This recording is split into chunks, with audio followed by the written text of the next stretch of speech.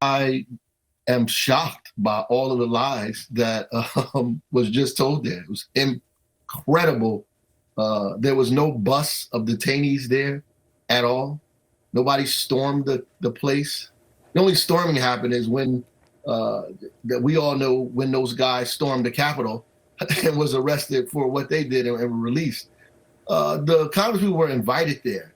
They invited me there for a press conference. There was no storming. There was none of the stuff she's talking about has ever happened. Nobody else was arrested but me. I was the only person taken into custody. Nobody else was arrested. There, no protesters, not me, no one. I mean, other than me, that's it. I was the only person arrested.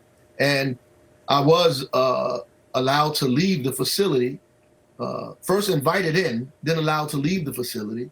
Then they came out of the facility and arrested me on the sidewalk or on the driveway, sidewalk part of it. So everything that she said was a complete and total lie. I think these people believe if they lie long enough that people will believe what they're saying. It's impossible to hear what these people are talking about and keep some level of civility, because I mean they just lie on and on and on and over and over and over again. It's impossible.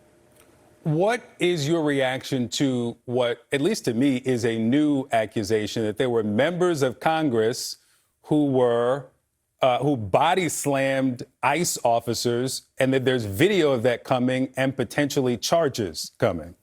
That's ridiculous. I'm waiting for them to show a video. I mean, you had two older women congressmen, Congresswoman Bonnie Watson Coleman, who probably couldn't lift any of them. She's 80 years old.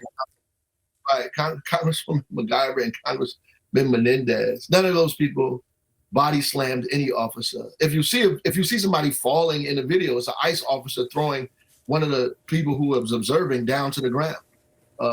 No ICE officers were body slammed at all. And I just want to tell you, the Homeland Security, when I was in custody, treated me well, with respect, with dignity. Those officers, treated me with respect. I mean, it's just shocking and surprising that these people will come out and start saying the things that they're saying is completely untrue. I mean, there's nothing close to the truth of what she said. Lena Habba, who's the U.S. Attorney for New Jersey, when she posted this, she said that she accused you of committing trespassing. Do you face a trespassing charge this morning? Yeah, I do. Trespass, which I think is silly. It's a Class C misdemeanor. I was not trespassing at all. I mean, we're in court, so we'll argue that in the court, which is the same thing we're arguing about this, the certificate of occupancy. It's a court matter, not an ICE matter, not a GO matter. The court decides that, not them. Yeah. So at the end of the day, they're charging me with trespassing. I don't know how, but the video, if they have it, they should show it, because all of the videos tell exactly what happened there. As I said, we booked you several days ago to talk about the protest outside the facility. And we reached out to GO Group, which owns the facility, and they call your protest a publicity stunt. Now, this was the statement before the arrest. We reached out again, and they said, well, we'll refer you to ICE. But here's what they said.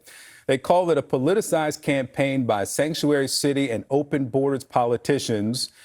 You said that ultimately you want the judge to say that they shouldn't have these people in this building.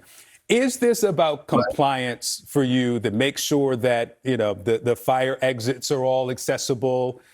Or is this just your best avenue to try to shut that facility, Delaney Hall, down? First of all, they have to respect the rule of law. And I think they don't respect the rule of law because the president of the United States does not respect the rule of law. That's exactly what's going on here. If a fire inspector comes to the building, anybody has to let them in. They have to inspect it. They need a certificate of occupancy. That's where we began.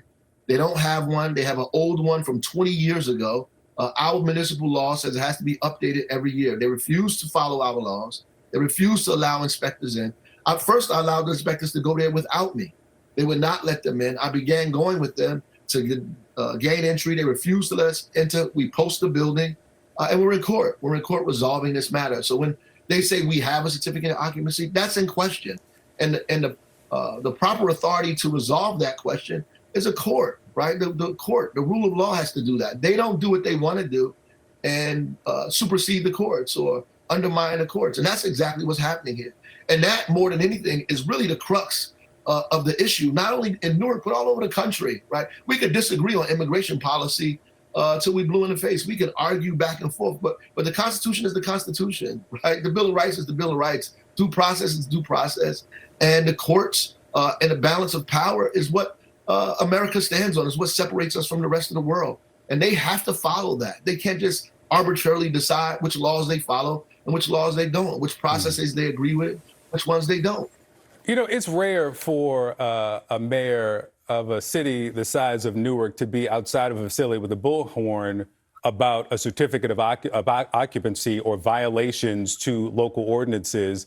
And so I ask you, and this was something I wanted to ask even before what happened yesterday, how much of this serves your political interest? Democrats are looking for a fighter. You're standing outside of a federal facility. You're in a primary for governor of New Jersey a month out. How much of this is they got a little bit of the spectacle that they want? You got a little bit of the fight narrative that Democrats want? Well, the reality is, before this, people in New Jersey know I would have been there anyway.